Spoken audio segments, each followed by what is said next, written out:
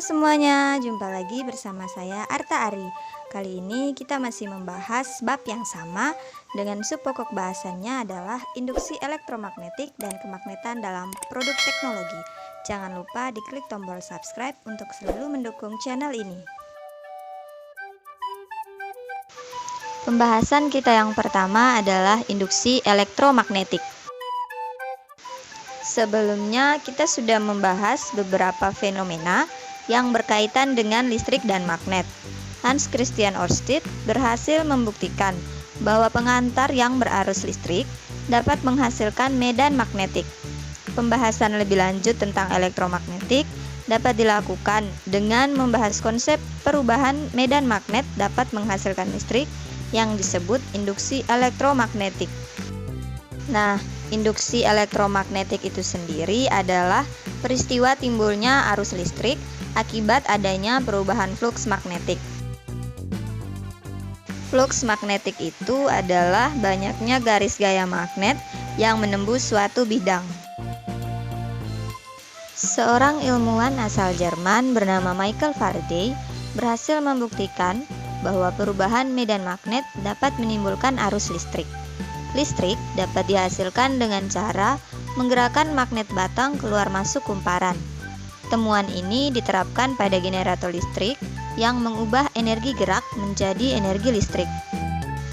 Bagaimana dan di mana kamu menemukan penerapan induksi elektromagnetik?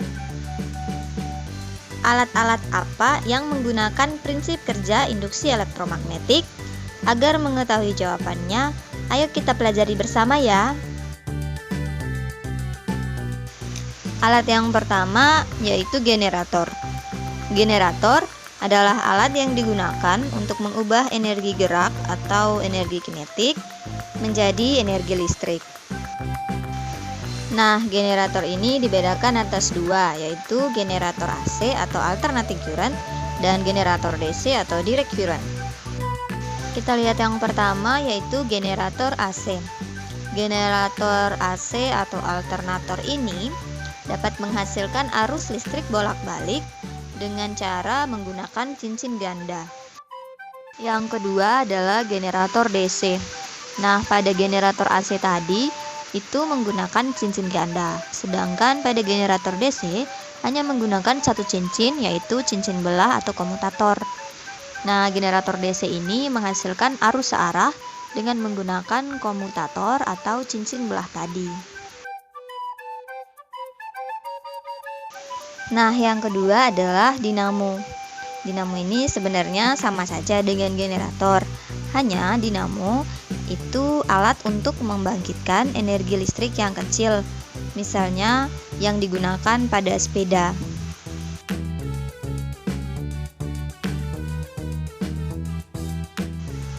Kenapa lampu sepeda kayu dapat menyala meskipun tidak diberi baterai? Ternyata pada sepeda terdapat dinamo yang berfungsi sebagai sumber energi listrik untuk menyalakan lampu. Cara kerja dinamo dan generator hampir sama, termasuk penggunaan cincin yang dibelah menjadi dua atau komutator pada dinamo DC dan cincin ganda pada dinamo AC. Perbedaan dinamo dengan generator terletak pada dua komponen utama dinamo, yaitu rotor atau bagian yang bergerak dan stator atau bagian yang diam. Pada dinamo, magnet berputar di dalam kumparan. Saat sepeda dikayuh dengan cepat, kumparan pada dinamo akan bergerak cepat, sehingga gaya gerak listrik atau GGL induksi yang dihasilkan menjadi lebih kuat dan energi listrik yang dihasilkan menjadi lebih banyak. Itulah kenapa nyala lampu akan semakin terang apabila kita mengayuh pedal sepeda dengan lebih cepat. Alat yang ketiga adalah transformator atau trafo. Tahukah kamu bahwa sebelum dialirkan ke rumah-rumah penduduk, tegangan listrik dari PLN harus diturunkan? Bagaimana cara menurunkan atau menaikkan tegangan listrik? Salah satu caranya adalah dengan menggunakan transformator.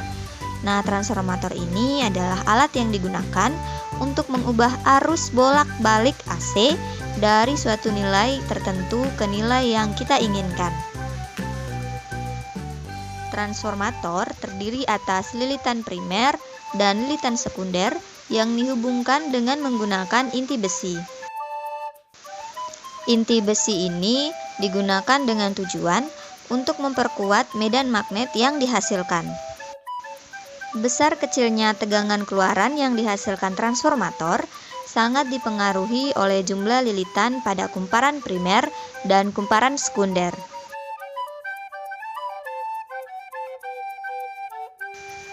Transformator ini dibedakan atas dua jenis, yaitu yang pertama transformator step up. Nah, transformator step up memiliki fungsi menaikkan tegangan listrik.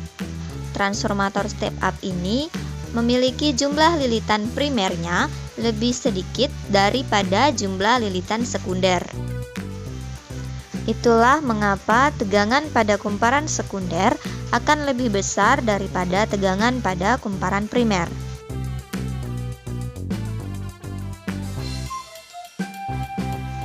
Yang kedua adalah transformator step down. Transformator step down memiliki fungsi untuk menurunkan tegangan listrik.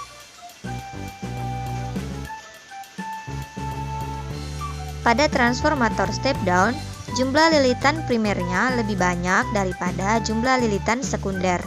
Itulah mengapa tegangan pada kumparan sekunder akan lebih kecil daripada tegangan pada kumparan primer.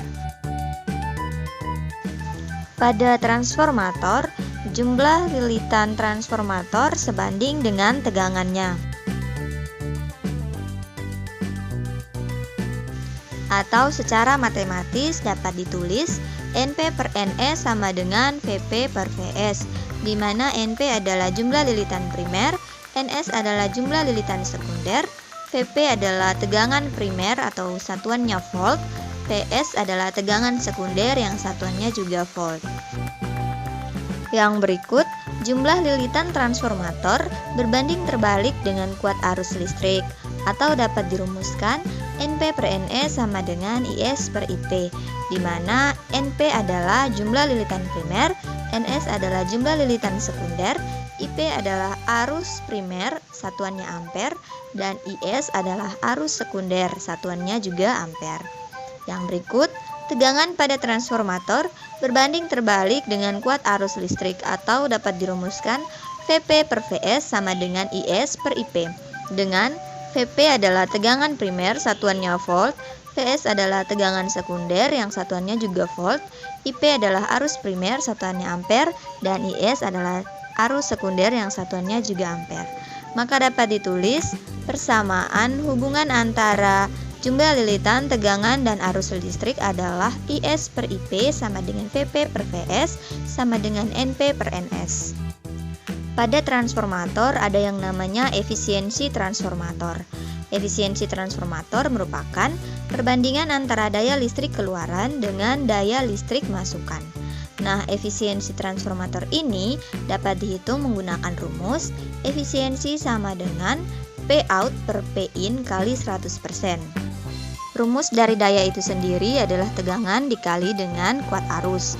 Itulah kenapa rumus efisiensi tadi menjadi VS kali IS per VP kali IP dikali dengan 100%. Dengan P out adalah daya listrik pada kumparan sekunder satuannya watt, dan P in adalah daya listrik pada kumparan primer yang satuannya adalah watt. Nah, kita lihat satu contoh soal yang saya ambil pada buku siswa halaman 34. Sebuah transformator memiliki 300 lilitan primer dan 30 lilitan sekunder. Jika tegangan pada lilitan primer adalah 220 volt, tentukan A. Tegangan pada lilitan sekunder. B. Jika arus listrik yang mengalir pada lilitan primer sebesar 0,5 mA, berapakah arus listrik yang mengalir pada lilitan sekunder? C. Efisiensi transformator, dan D. Jenis transformator.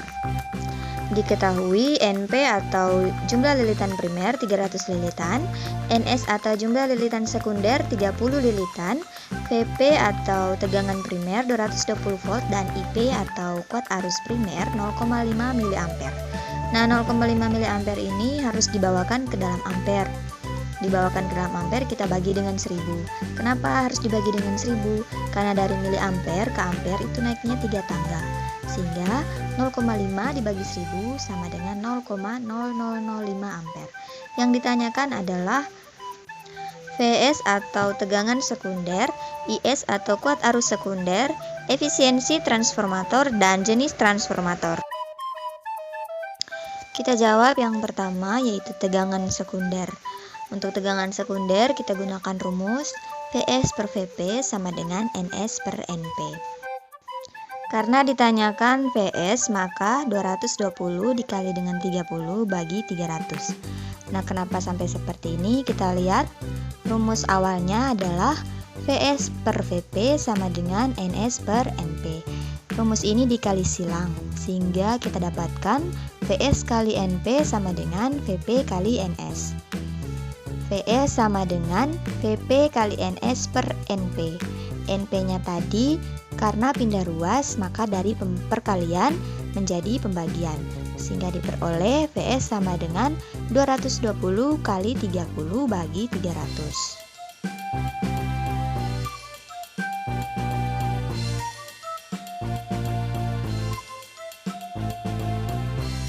Sehingga kita memperoleh hasil dari tegangan sekundernya atau Fs adalah 22 volt. Yang B, kita mencari kuat arus sekunder. Kita gunakan rumus Is per Ip sama dengan Np per Ns. Yang ditanyakan adalah kuat arus sekunder, maka Is sama dengan Ip kali Np per Ns. Nah, kenapa bisa seperti ini? Kita lihat rumus awalnya, Is per Ip sama dengan Np per Ns. Ini kita kali silang, sehingga kita peroleh Is kali Ns sama dengan Ip kali Np. Karena yang ditanyakan adalah Is, maka Ns-nya kita pindah ruas ke sebelah, sehingga dari perkalian menjadi pembagian, sehingga kita peroleh Is sama dengan Ip kali Np per Ns. Setelah itu kita masukkan angka-angkanya dan kita peroleh kuat arus sekunder adalah 0,005 ampere. Yang C adalah efisiensi trafo.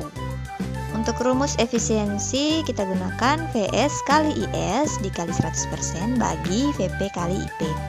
Kita masukkan semua angkanya sehingga kita mendapatkan efisiensi transformatornya adalah 100%. Yang D adalah jenis transformator. Nah, dari hasil yang sudah kita dapatkan tadi, kita bisa melihat bahwa tegangan sekundernya 22 volt, sedangkan tegangan primernya adalah 220 volt. Karena tegangan primer lebih besar daripada tegangan sekunder, maka transformator ini termasuk dalam jenis transformator step down.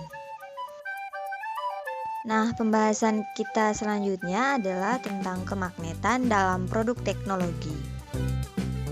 Yang pertama yaitu magnetic resonance imaging. Magnet banyak digunakan dalam berbagai produk teknologi.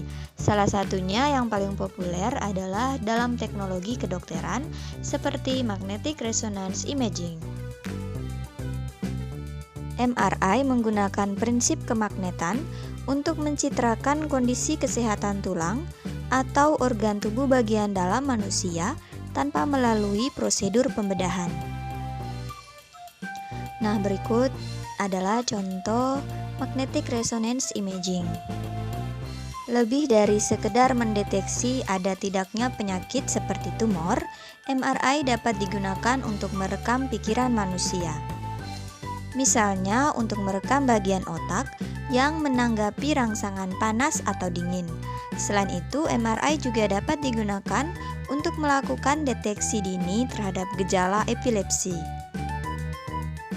Yang kedua adalah kereta maglev atau magnetically levitated. Maglev merupakan singkatan dari magnetically levitated atau kereta terbang. Kereta maglev diterbangkan kurang lebih 10 mm di atas relnya. Meskipun rel dan kereta tidak menempel, kereta maglev yang super cepat mampu melaju hingga 600 km per jam, tidak akan terjatuh dan tergelincir. Hal ini dikarenakan kereta maglev menerapkan prinsip gaya tolak-menolak magnet serta didorong dengan menggunakan motor induksi. Kereta maglev telah menjadi alat transportasi massal di beberapa negara maju, seperti Jepang, Amerika, Cina, dan beberapa negara di Eropa. Yang ketiga, pemanfaatan magnet dalam PLTN. Pembangkit listrik tenaga nuklir atau PLTN merupakan pembangkit listrik yang menggunakan energi nuklir untuk menghasilkan listrik. Panas yang dihasilkan dari pemecahan inti atom mampu mencapai 4000 derajat Celcius. Reaksi nuklir ini menghasilkan berbagai partikel bermuatan yang berbahaya bagi kesehatan jika menyebar ke lingkungan. Agar partikel tersebut tidak menyebar ke lingkungan, digunakan botol magnet dengan medan magnet yang sangat besar. Botol magnet akan menarik partikel-partikel bermuatan sehingga tetap berada dalam reaktor.